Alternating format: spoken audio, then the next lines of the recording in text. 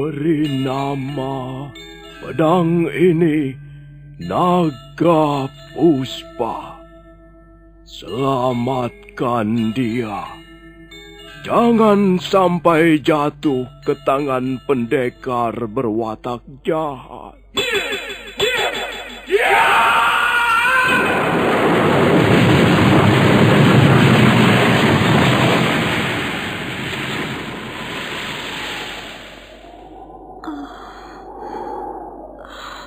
Kakang Kamandanu, kau masih juga tidak percaya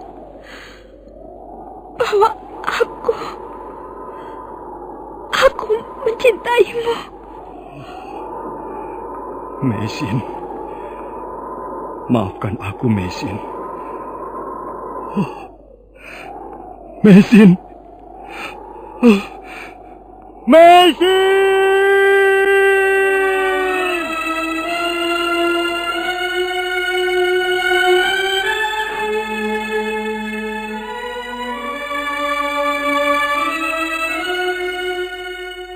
Tutur Tinular.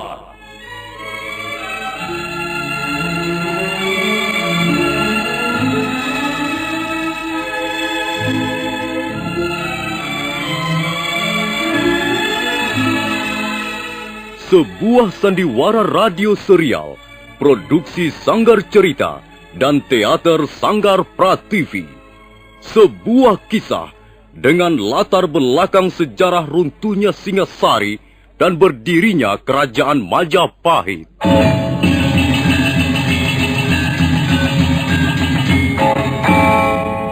Sandiwara ini didukung oleh pemain-pemain radio yang sudah ternama. Ferry Fadli, Ivone Rose, dan Eli Ermawati.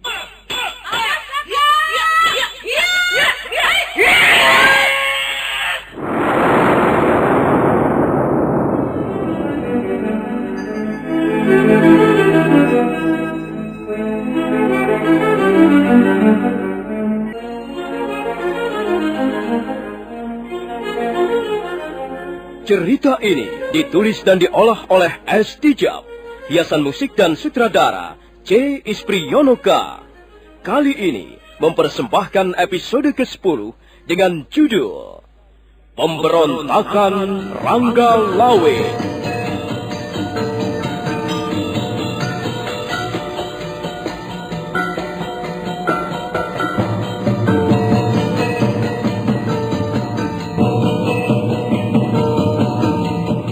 Dalam seri ke-288 ini didukung oleh para pemain Heri Stiono sebagai Dyah Sanggrama Wijaya, Dedi sebagai Maulia Warmadewa, Idris Apandi sebagai Ramapati, Mas Niko sebagai Nambi, Lucy sebagai Dara Petak, Dewi sebagai Dara Jingga, Nusri Nurdin sebagai Lembu Sora, Rusli sebagai Rangga Lawe, Juni Mucus sebagai prajurit, dan Asdi Suhastra pembawa cerita. Selamat menikmati.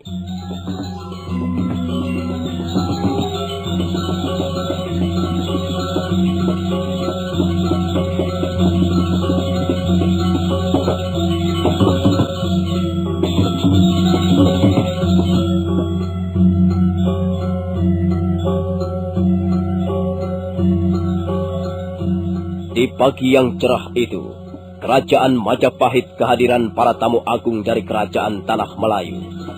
Para tamu agung itu dipimpin oleh Maulia Warmadewa, Raja Tanah Melayu sendiri.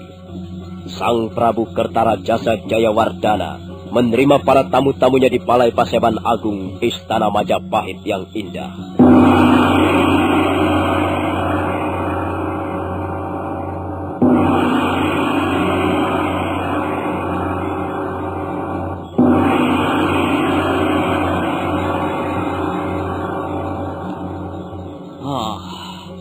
Jadi kehadiran Tuanku Raja berikut para pengiring adalah untuk menegaskan kembali sikap negeri Suwarna Bumi terhadap Majapahit. Benar, Gusti Prabu. Hamba adalah raja dari negeri Tanah Melayu. Hamba datang ke Tanah Melayu ini mewakili rakyat hamba, rakyat Tanah Melayu. Rakyat Tanah Melayu sudah geram menghadapi peperangan karena banyak menimbulkan korban. Sekarang ini kami mengambil kebijaksanaan lain, Kami datang ke Majapahit sama sekali tidak untuk mengungkit kisah lama. Justru kami, rakyat tanah Melayu, ingin bernaung di bawah panji-panji dan tunggul-tunggul Majapahit. Begitu. Ya. Paman Ramapati, coba aku ingin mendengar pendapatmu. Ya, kalau kerajaan tanah Melayu ingin menyatakan takluk kepada Majapahit, sebaiknya diterima saja Gusti Prabu. Sepertinya tidak ada alasan bagi Majapahit untuk menolaknya. Oh, iya. Lalu bagaimana pendapatmu, Paman Nambi? Hamba sependapat dengan Kakang Ramapati, Gusti Prabu. Sebaiknya pernyataan takluk mereka kita terima dengan tangan terbuka. Oh, iya. Baiklah. Baiklah Tuanku Raja Maulia Warmadewa. Majapahit juga tidak ingin membuat permusuhan dengan negeri-negeri lain. Kebijaksanaan pemerintah Majapahit pada dasarnya dilandasi kebijaksanaan cinta perdamaian. Ampun Gusti Prabu. Untuk membuktikan bahwa pernyataan tunduk kerajaan tanah Melayu benar-benar tulus, maka hamba ingin menyerahkan 2 orang putri boyongan yang duduk bersebelahan dengan hamba inilah. Putri boyongan yang hamba maksud Gusti Prabu. Oh, Tuanku Raja. Ya. Majapahit bukanlah kerajaan yang senang merampas putri dari negeri lain. Tapi bukan berarti aku menolak pemberianmu ini. Sebelumnya aku ingin sedikit mengadakan tanya jawab dengan 2 orang putri boyongan itu. Silakan Gusti Prabu. Sang Prabu Kertarajasa kemudian bangkit dari singgasananya dan melangkah ke arah 2 orang putri boyongan. Sesaat lamanya sang Prabu berdiri termangu. 2 orang putri boyongan itu menundukkan wajahnya ke lantai. Yang seorang berkulit putih, sedangkan yang seorang lagi berkulit kecoklat-coklatan. Siapakah namamu? Hamba Dara Petak, Gusti. Dan kau siapa namamu? Nama hamba Dara Jingga, Gusti Prabu. Iya. Apakah kalian berdua rela menjadi putri boyongan? Hamba rela, Gusti Prabu. Hamba sama sekali tidak keberatan diboyong ke negeri Majapahit. Iya, Gusti Prabu. Demikian pula hamba. Hamba sama sekali tidak keberatan menjadi putri boyongan. Hamba ingin berbakti pada negeri tanah Melayu, juga kepada Tuanku Raja Maulia Warmadewa. Kalau begitu, baiklah. Tuanku Raja Maulia Warmadewa. Iya, Gusti Prabu. Sang Prabu Kertarajasa kemudian kembali melangkah ke singgasana. Setelah duduk di atas singgasana, barulah sang Prabu mengucapkan kata-katanya yang bersejarah. Demikianlah kata-kata itu, seperti yang sudah tercatat dalam sejarah pertumbuhan kerajaan Majapahit, yang berkaitan dengan keluarga besar sang Prabu Kertarajasa Jayawardana. Kang Sawiji, Kinawe Bini Haji dan Ira Raden Wijaya. Artinya, yang satu dijadikan selir oleh Raden Wijaya. Kang Atuha, Aran Dara Jingga, Sira Alaki Dewa. Artinya, yang tua bernama Dara Jingga, dia kawin dengan pembesar kerajaan yang bergelar Maulia Warmadewa. Begitulah Tuanku Raja. Saya tidak bisa menerima dua-duanya. Saya hanya mengambil salah seorang saja. Kemudian yang seorang lagi saya serahkan untuk Tuanku Raja. Baiklah, Gusti Prabu. Hamba sangat mengucapkan terima kasih atas kebijaksanaan Gusti Prabu. Biarlah Dara Jingga ikut kembali bersama hamba ke negeri tanah Melayu. Dan hamba akan mentaati segala titah sang Prabu. Hamba akan memperistri Dara Jingga dan membawanya masuk dalam kalangan kehidupan istana Swarna Bumi. Syukurlah Tuanku Raja. Jadi persoalan ini sudah kita selesaikan dengan baik. Dara Petak. Ya, Gusti Prabu. Mulai hari ini, kau menjadi salah seorang anggota keluarga besar Istana Majapahit. Selanjutnya kau akan hidup bersama 4 orang istriku. Kau tidak perlu sungkan-sungkan. Aku akan bertindak bijaksana dan adil terhadap kalian. Ampun, Gusti Prabu. Hamba akan selalu siap menjalankan perintah Gusti Prabu. Dan mulai hari ini, kau harus mengganti namamu. Namamu bukan lagi Dara Petak. Aku akan memberimu sebuah nama yang baru. Namamu kuganti dengan Indreswari. Terima kasih, Gusti Prabu. Terima kasih tiada hingga hamba sampaikan atas kemurahan hati Gusti Prabu. Tapi Gusti Prabu, bolehkah hamba memohon sesuatu? Kau ingin minta apa, Indreswari? Hamba mohon, jika nanti Yunda Dara Jingga kembali ke negeri Tanah Melayu, hamba ingin mengantarkannya sampai ke pintu gerbang kerajaan Majapahit. Oh, itu tidak menjadi soal, Indreswari. Kau boleh mengantarkan saudara tuamu sampai ke pintu gerbang istana Majapahit.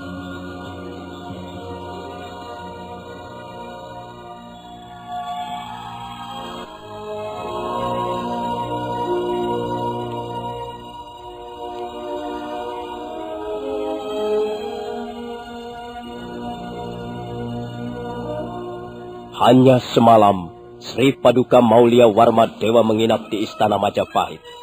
Pagi harinya, raja dari Tanah Melayu itu minta diri. Sang Prabu Kertarajasa berikut para punggawa istana mengiringkan sampai ke tangga istana paling bawah. Sementara itu, Dara Petak yang namanya sudah diganti dengan Indreswari mengantarkan sampai ke pintu gerbang istana. Dua orang wanita itu bertangis-tangisan di depan pintu gerbang. Sementara Sri Paduka Maulia Warma Dewa menunggu di dalam keretanya. Akhirnya, kita harus berpisah, Yunda Dara Jingga.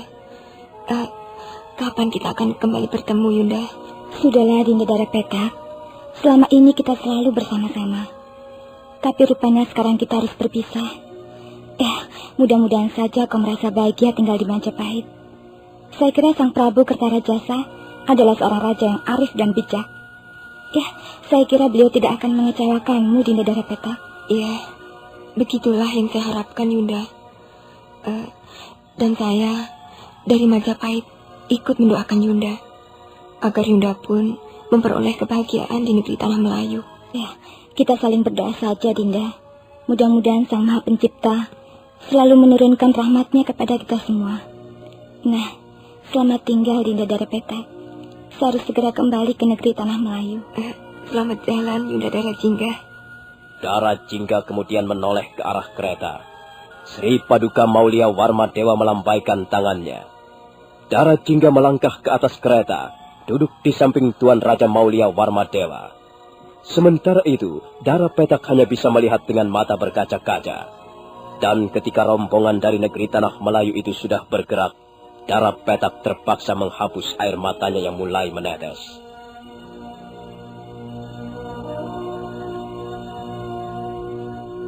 Malam itu sangat lengang. Jalan-jalan di Majapahit yang sudah berubah menjadi sebuah kota yang cukup ramai dan padat penduduknya nampak sunyi. Mendadak terdengar derap seekor kuda. Binatang itu dipaksa untuk berlari kencang oleh penunggangnya. Kuda itu terus berlari kencang bagaikan diuber setan. Sebentar kemudian kuda itu sudah memasuki halaman rumah kediaman Lembu Sora. Si penunggang kuda segera melompat, kemudian melangkah bergegas ke arah pintu.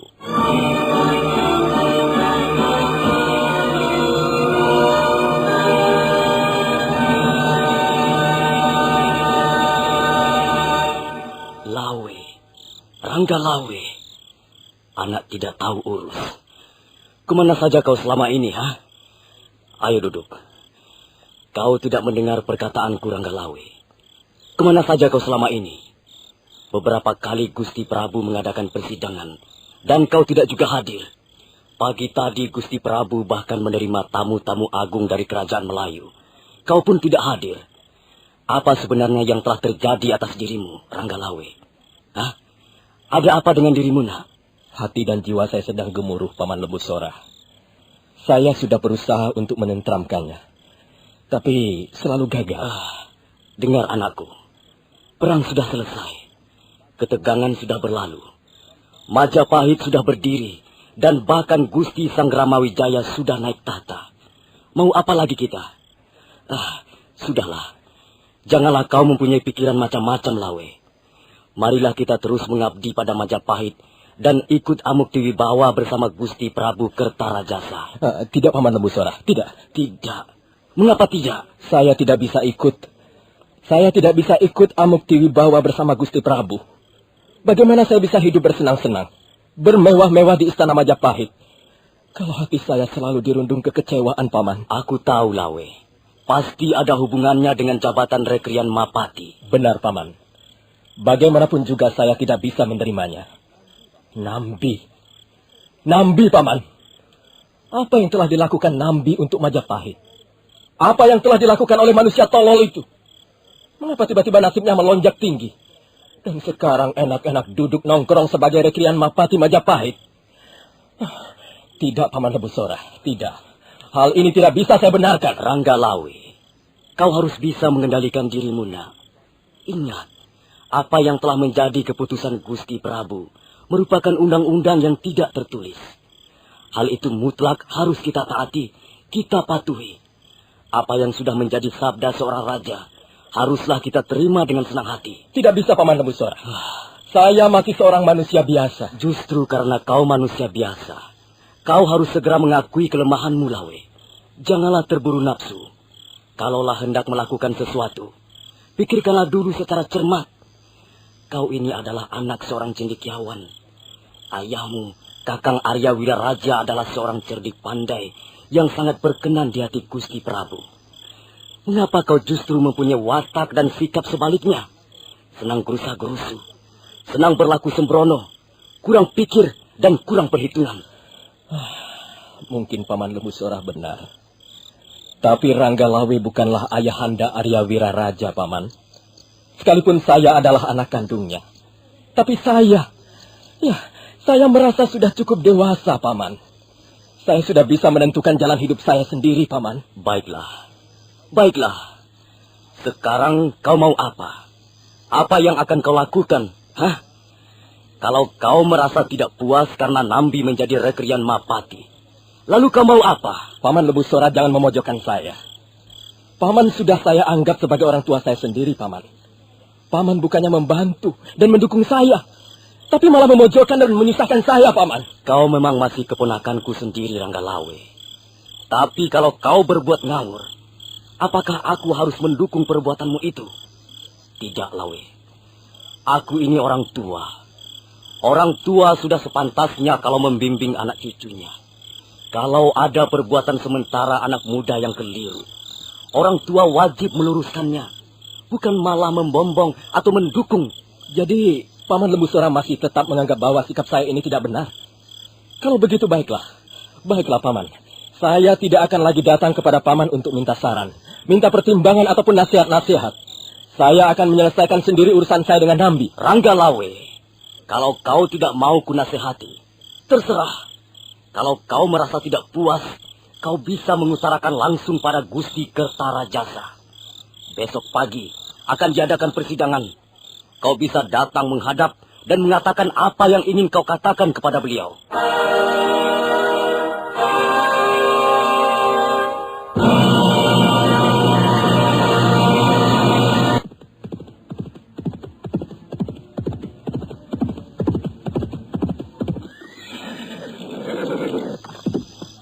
Hei, prajurit, minggir kalian. Beri aku jalan. Maaf, Gusti. Kami ditugaskan menjaga pintu gerbang.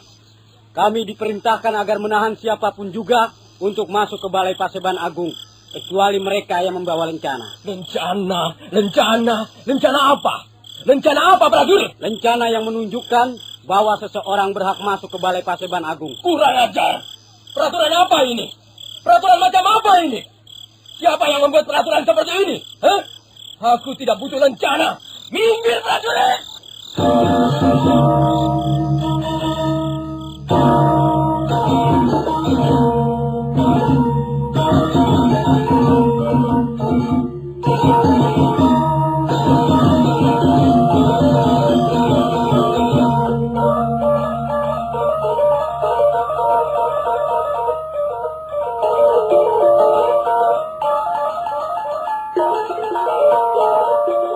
Ranggalawe segera bergerak maju.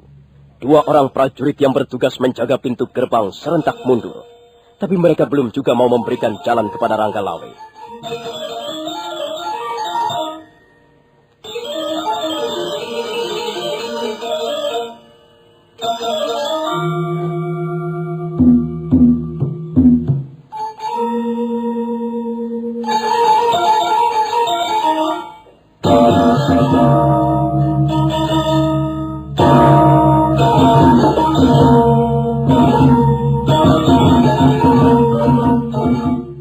Nah, bagaimanakah kisah selanjutnya? apa yang akan dilakukan oleh Rangga Lawi? Saudara pendengar, silakan menunggu seri berikutnya. Sampai jumpa.